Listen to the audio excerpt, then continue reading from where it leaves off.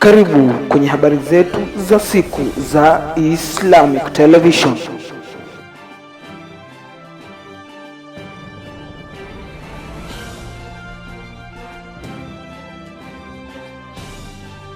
Ukiona mwenzako wanyolewa, chako kitie maji.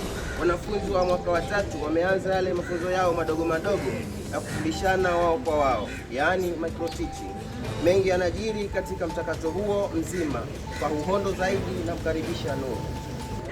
Sabalheri na karibu katika habari za Islamic TCC, tukujuze yanayojiri.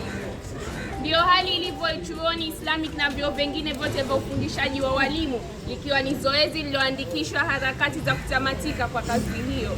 Ni mchakato uliohitaji matayarisho kabambe, hivyo basi walimu walijizatiti kuelekeza wakufunzi katika kuandika azimio la kazi, kwa kimombo scheme of work, na andalizi la somo lesson plan.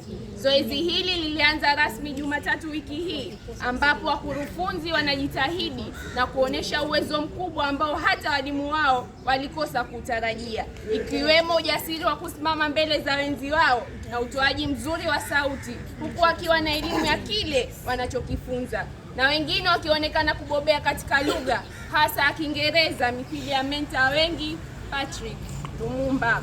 Kwa upande mwingine, zoezi hili liligeuka na kuwa sehemu ya burudani, ambapo baadhi ya wakufunzi walifanikiwa kuzivunja mbavu za walimu kwa kicheko, ila yote ni katika hali ya ujifunzaji, na ni wazi kuwa walimu wanajivunia kwa kazi nzuri wanayofanya kila wakiingia madarasani na kuona mimea wanaoipalilia wenyewe kukua na kuzaa matunda yatakayoleta faida. Nimekuwa wenu Nuru Haji, asante. Shule imekuwa haieleweki, kwani hata pesa ya kununua betri ya remote ya televisheni ni mpaka bob.